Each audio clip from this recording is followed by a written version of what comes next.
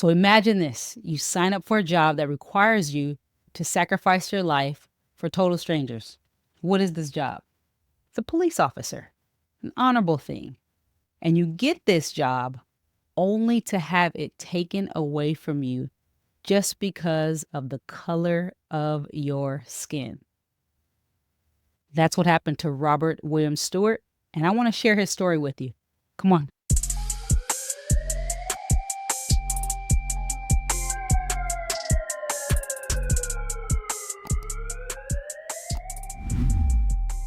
So the Los Angeles Police Department, otherwise known as the LAPD, is one of the most iconic police departments in the world. Yes, the world, Craig. You can't go anywhere and mention the acronym or mention the letters of LAPD and not have anyone know who they are. And they're known for, despite what some may say, they're known for their exceptional training and trailblazing policies that oftentimes affect police departments across the country. But unfortunately, some of their claim to fame have come from negative deeds. One of those negative deeds was the story of Robert William Stewart. And so I want to continue in our Black History special as we discuss and learn about Black American trailblazers in law enforcement. Feel free to go ahead and subscribe to the channel, like it, share it, all that good stuff. All right, so let's set the stage. I want to give you guys some the social climate during this time. So it's the late 1800s in America, and the end of the Civil War in 1865 leads to the abolition of slavery, right? The Emancipation Proclamation. Lincoln, man, good job, bro. But racism and segregation remain deeply ingrained, unfortunately, into the American culture. And when slavery was abolished, it wasn't like, Lincoln had the Men in Black, light where you just flashed a bunch of people in the country and they all of a sudden forgot about slavery. Or they all of a sudden forgot about racism. Slavery was gone, but the remnants of racism was still very much thriving in our country. In fact, Jim Crow laws were being established in the form of segregation, which was very prominent in the South. Whereas in the North, in California, which was considered a free state and slavery was actually prohibited, things were different.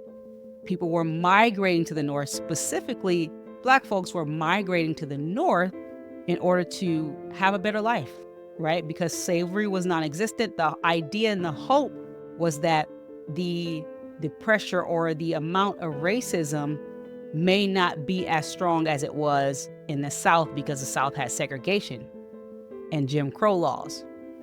So Los Angeles in the 1880s was growing, but there was a lot of racial tension that still existed. The black population in LA was small, but was growing. Now, let's talk about the state of policing and the climate of policing during that time. So in the late 1800s, LAPD was actually established in 1869, which was only 4 years after slavery was abolished. Again, California was a free state. Slavery was not legal, although there were some things going on. We're not going to get into that. Nevertheless, it was considerably a free state. And so LAPD was established in 1869. Now, it was 4 years after slavery, and just 20 years before Stewart actually joined the police department. So early policing was initially influenced by vigilantism, private security forces, rather than our current modern law enforcement principles. And corruption was common. It was very common. I know some people may say, well, what's the difference? There was a significant difference. There was a difference between policing then and now, where officers were involved in active bribes, gambling, and in addition, Black officers were a rarity. It wasn't likely to see a Black officer in uniform in California, particularly in Los Angeles, unlike what it is now. Obviously, our police departments across the world, across our country, are very much diverse. I just did a video, our last video that we did on Sam Battle. Actually, there's a statistic at NYPD where 53% of the police department now are actually minorities. So we have made exceptional strides in the area of diversity. Now, let's get back to Robert Stewart. So the climate, let's talk about the climate of policing. So Black officers, it was an extreme rarity. When Black officers were hired, a lot of times they weren't given real police assignments. They were often restricted and could only do certain duties, and they could usually only work or patrol in the Black communities. So now that we've set the climate for both our country, my beloved, beautiful America, and we set the climate for my amazing law enforcement profession, let's learn about Robert Stewart. Now, Robert William Stewart.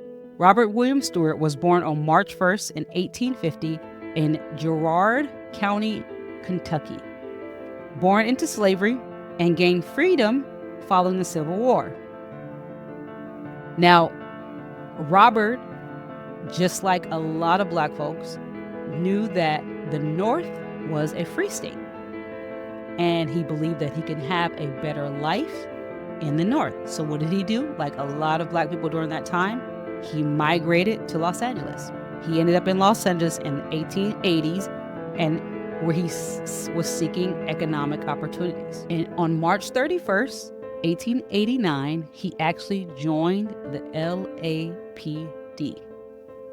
Now, Stewart didn't join alone. He actually joined with another gentleman by the name of Joseph Green. Unfortunately, Joseph Green, and it is speculated that 9 other Black officers were laid off due to department reductions. Now, we say that the reality is, in all honesty, more than likely, they were laid off due to the color of their skin, right? It's just something that was the norm. It wasn't something that was practiced during that time, as I described earlier, as I explained the climate of both our nation and in policing. Now, it is also said that Stewart and Green were not allowed to actually work on patrol, but were assigned to janitorial duties in the station. So they were hired on with the police department, but they were only told they could be the janitor. They could only clean the station. They could only clean up after the white officers. According to the LA Times, though, the editor wrote a letter actually questioning their assignments. And Stewart, however, remained on the department and was then now the only Black officer after Joseph Green and the other officers were laid off. Now, Stewart was assigned to probably one of the most undesirable jobs you can have, and I can tell you as a police officer, it's not the exciting stuff, but he was assigned to traffic control at the very busy, at that time, probably it was one of the most busiest intersections of 1st and Spring Street. Now, Stewart had a great reputation, and it is my guess that they probably kept Stewart because of his physical physique. Check this out. Your boy was 6'4", 240 pounds. That was a big dude. He was a big dude, and I'm pretty sure that's why they kept him. They probably said, oh, you know what? Let's keep that guy. He's big. He can be of help. He actually had the nickname of the Colored Giant in Blue. I don't know if that's shade or not. The word colored always gives me it's a little trigger, but it's a little triggering. However, he had a nickname of the Colored Giant in Blue. Now, in addition to the article that was written by the LA Times questioning his position and why he would only allowed to do janitorial duties, they also wrote an article praising him. This is actually quite funny of what kind of work they were doing back then, but they praised him for his courageous acts in stopping runaway mules. Runaway mules. That's quite interesting. I can't even imagine. But hey, that was an important thing back then. Now, there was a quick change. In 1892, only 3 years later, after joining the police department, Robert Stewart decided to resign and run as a constable. What is a constable? So I had to look this up. I'll be honest. I didn't know what a constable was. Let me tell you what a constable was. So a constable was a form of law enforcement, right? But this is the differences. A constable was often elected by the public. They only handled legal paperwork like warrants and court summons.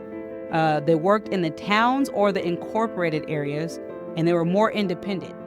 And their assignment they could only be removed via election, right? Now, as a police officer, you had to be hired by the city governments. And there was a focus on crime prevention and patrol. And you operated mainly in cities.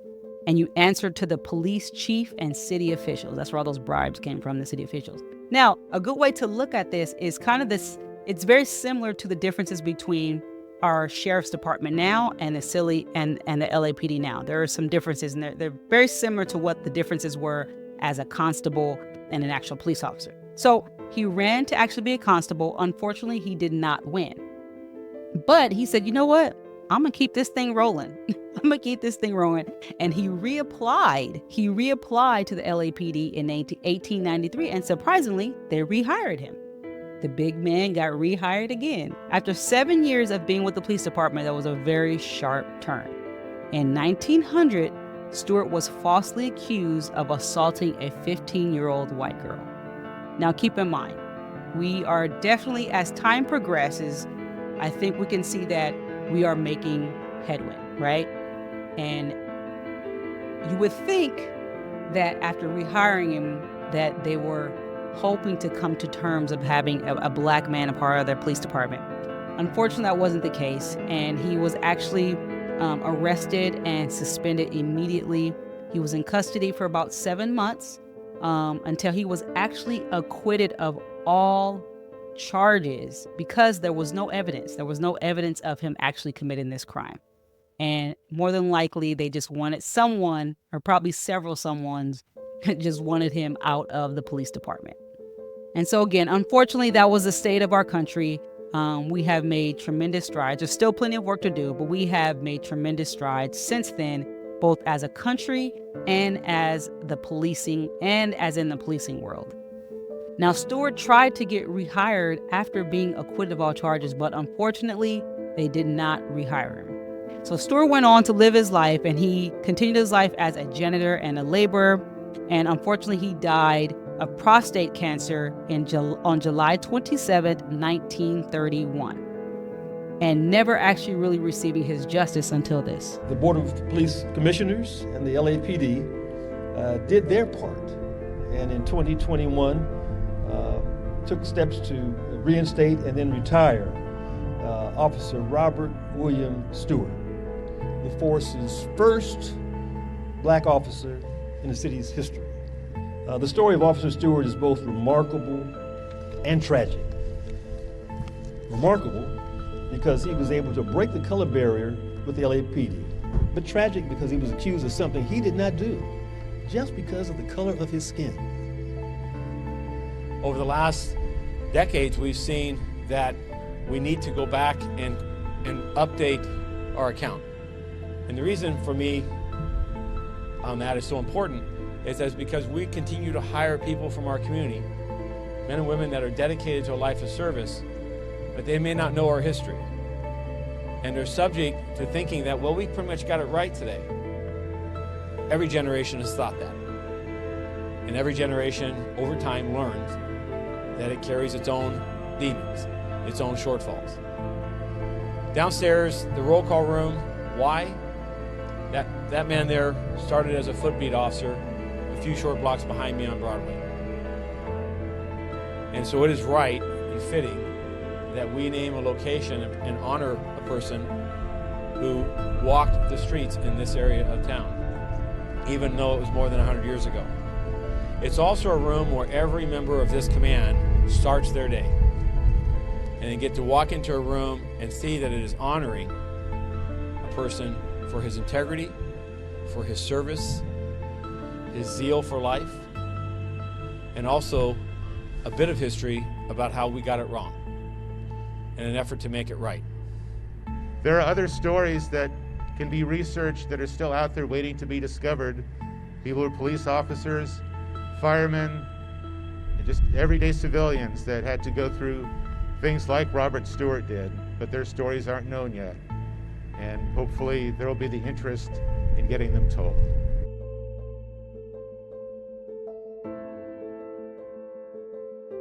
Now, despite how things may look, it's a testament to the progression that has been made both in policing and in LAPD. Because in 2021, the LA Police Commission voted unanimously to reinstate Stewart as an employee. And in fact, in 2022, the iconic Central Division roll call room was renamed in his honor. What a great way to redeem someone's name, right?